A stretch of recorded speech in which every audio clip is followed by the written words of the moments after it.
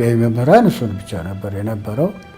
አንድ ከምድር ጦር ደግሞ የመጣ ሰው ነበረ እንደዚሁ እሱን የሚረዳው እንትን እንጂ ሌሎቹ ብዙዎቹ ከቡልጋሪያ ነው፣ ከአሜሪካ ናቸው ፒስኮሮች፣ ከህንድ የመጡ አሉ፣ ከጀርመን የመጡ አሉ፣ ከፈረንሳይ ብዙ ከቡልጋሪያ ነው እና ከጣሊያን ደግሞ በዳይሬክተርነቱ በኢትዮጵያን ተያዘ እንጂ በወቅቱ በነበሩት ጊዜ የነበረው አሸናፊ ብቻ ነበር። ፕሮፌሰር አሸናፊ በልደታቸው ዕለት በመኖሪያ ቤታቸው ግልጽ ባልሆነ ምክንያት ሞተው የተገኙ ሲሆን ምናልባት የራሳቸውን ሕይወት ሲያጠፉ እንዳልቀሩ ብዙዎች ይገምታል። ሰላም ውድ የኢትዮጵያ ዴይሊ ተከታታዮች፣ እናንተን ያዝናናሉ፣ ትምህርት ያስጨብጣሉ ያልናቸው መረጃዎች ይዘን መተናል። እንደተለመደው ላይክ፣ ሼር እንዲሁም ለቻናሉ አዲስ ሆናችሁ ቻናሉን ሰብስክራይብ በማድረግ ቤተሰብ እንድትሆኑ በአክብሮት ስንጠይቅ ወደ ዕለቱ መሰናዷችን እናልፋለን። ፕሮፌሰር አሸናፊ ከበደ አዲስ አበባ ግንቦት 8 ቀን 1930 ዓ.ም ተወለዱ። አባታቸው ግራዝማች ከበደ አድነው ሲሆኑ ከልጅነታቸው ጀምሮ የሙዚቃ ስሜትንና ፍቅር ያሳደሩባቸው እናታቸው ወይዘሮ ፋንታሁን ነካሬ ነበሩ። አያታቸው ሊቀ መኳንንት አድነው ጎሹ ደግሞ የአድዋ አርበኛና የንግስት ዘውዲቱም ታማኝ አማካሪ እንደነበሩ ይነገራል። የሙዚቃ ፍቅርን ገና በልጅነታቸው ያሳደሩባቸው እናታቸው ታዳጊ አሸናፊ ገና የ9 ዓመት ልጅ ሳሉ እኒህ የሚያፈቅሯቸውና እድሜ ልካቸው በሀዘን የሚያስታውሷቸው እናታቸው ሞተውባቸዋል። መሰረታዊ ትምህርታቸውን በዳግማዊ ምኒልክ ትምህርት ቤትና በቀዳማዊ ኃይለ ሥላሴ ሁለተኛ ደረጃ ትምህርት ቤት ኮከበ ጽባህ ካጠናቀቁ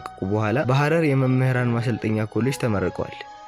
ከፍተኛ ትምህርታቸውን ደግሞ በኒውዮርክ ክፍለ ሀገር ከሚገኘው የሮቼስተር ዩኒቨርሲቲ ኢስትማን የሙዚቃ ትምህርት ቤት በ1954 ዓ.ም በመጀመሪያ ዲግሪ ከተመረቁ በኋላ ወደ ኢትዮጵያ ተመልሰው የያሬድ ሙዚቃ ትምህርት ቤትን መሰረቱ። የዚሁ ትምህርት ቤትም የመጀመሪያው ዳይሬክተር ከመሆናቸውን ባሻገር በአዲስ አበባው የወጣት የወንዶች ክርስቲያናዊ ማህበር ወይም ወክማ፣ በቀዳማዊ ኃይለ ሥላሴ የበጎ አድራጎት ድርጅት መርሃ ሐውራን ትምህርት ቤትና በመሳሰሉ የወጣት ማህበሮች እየተገኙ የሙዚቃ ትምህርትን እየሰጡ ነበር። የያሬድ ትምህርት ቤት ዳይሬክተር ሆነው 1955 ዓመተ ምህረት እስከ 1960 ዓመተ ምህረት ባገለገሉበት ወቅት በንጉሠ ነገስቱ ብሔራዊ ሙዚቃ አቀናባሪ ተብለው ከሰያሚያቸው ሌላ ለባህላዊ ጉዳዮች ላደረጉት የላቀ አስተዋጽኦ በ1959 ዓመተ ምህረት የቀዳማዊ ኃይለ ሥላሴ በጎ አድራጎት ድርጅት ተሸላሚ ሆኗል። የቀዳማዊ ኃይለ ሥላሴ የ75ኛ ዓመት የልደት በዓል በተከበረበት በዚሁ ዓመተ ምህረት በሁንጋሪያ መንግስት ተጋብዘው ወደ ቡዳፔስትን በመጓዝ ታዋቂ እረኛ ዋለዋሽንትና የኢትዮጵያ ሲምፎኒያ የተባሉት ሁለት ድርሰቶቻቸው በአቀናባሪነትና በኦርኬስትራ መሪነት አቅርበዋል። በሸክላም አሳተሟል።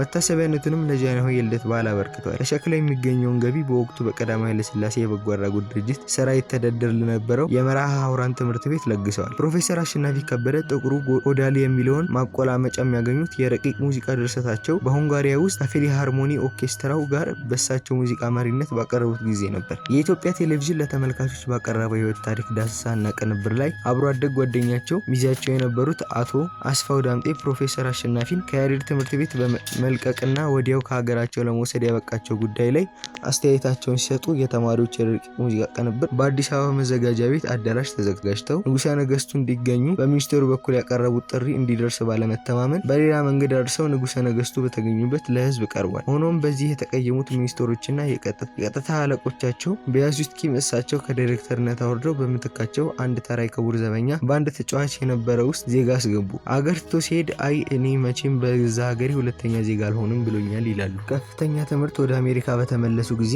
የሙዚቃ ጥናታቸውን አጠናቀው የማስተሪንግ ዲግሪ በ1961 ዓ.ም በዶክተርነት ደግሞ በ1963 ዓ.ም ከዊልስቴን ዩኒቨርሲቲ ተመረቁ። ከ1962 እስከ 1968 ዓ.ም ድረስ ኒውዮርክ ዩኒቨርሲቲ፣ ሂውስተን ኮሌጅ እና በማሳቹሴትስ ዌስት ብራንዲስ ዩኒቨርሲቲ በረዳት ፕሮፌሰርነት ሲያገለግሉ ከቆዩ በኋላ ህይወታቸው እስካለፈበት ጊዜ ድረስ ለ19 ዓመታት በፍሎሪዳ ዩኒቨርሲቲ መጀመሪያ ፕሮፌሰርነትና በኋላም የዩኒቨርሲቲ ጥቁር አሜሪካውያን የባህል ማዕከል ዳይሬክተር በመሆን ሲያገለግሉ ቆይተዋል። በተጨማሪም የዶክተር መላኩ በያን የአእምሮ ጥንስስ የነበረውን የኢትዮጵያ ከፍተኛ ጥናትና ምርምር ድርጅት ዳይሬክተር በመሆኑም አገልግለዋል። ፕሮፌሰር አሸናፊ ከመጀመሪያ ሚስታቸው ወይዘሮ እሌኒ ገብረ መስቀል ጋር ያፈሯቸው ኒና እና ሰናይት የተባሉ የሁለት ሴት ልጆች አባት ሲሆኑ ሰናይት አሸናፊ በአሜሪካ የታወቀች የትዕይንት መስኮት ተዋናይ ናት። ሶስተኛ ልጃቸው ያሬድ አሸናፊ ደግሞ ከአሜሪካዊቷ ሁለተኛ ሚስታቸው የተወለዱ ነው። ፕሮፌሰር አሸናፊ ከበደ የ60ኛ የልደት በዓላቸው ዕለት በመኖሪያቸው ቤታቸው ባለቤታቸው ግልጽ ባልሆነ ምክንያት ሞተው የተገኙ ሲሆን ምናልባት የራሳቸውን ሕይወት ሲያጠፉ እንዳልቀሩ ብዙዎች ይገምታል። አቶ አበራ ሞልቶም የተባሉት ወዳጃቸው ለኢትዮጵያ ቴሌቪዥን ቅንጅት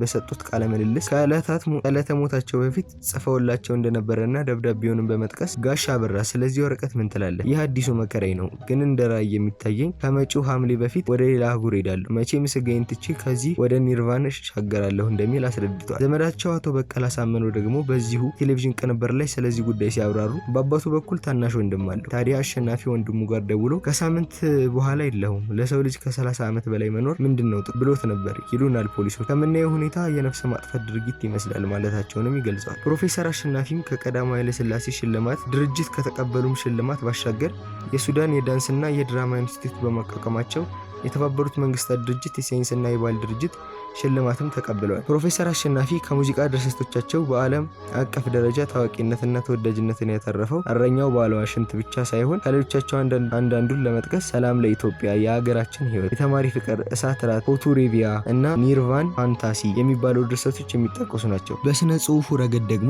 በተማሪነታቸው ዘመን በ1956 ዓ.ም የደረሱትና ያሳተሙት ንስሐ ወይም ኮንፊውዥንስ የተባለው መጽሐፍና የሙዚቃ ሰዋሰው እንዲሁም በርካታ የጥናት ምርምር ድርሰቶችን ይጠቀሳሉ። ለዛሬ የነበረን ዝግጅት ይህን ይመስል ነበር። አብራችሁን እስከ መጨረሻው ደቂቃ ድረስ ስለቆያችሁ እያመሰገንን ሌሎች የኢትዮጵያ ዴሊ ዝግጅቶች እንዲደርሷችሁ ላይክ፣ ሼር፣ ሰብስክራይብ ማድረግ እንዳይረሳ እያልን ለዛሬ እዚህ ላይ እናበቃል። ፕሮግራሙን ስመራ የነበርኩት እኔ ማቲያስ ታደሰ ነኝ። መልካም ጊዜ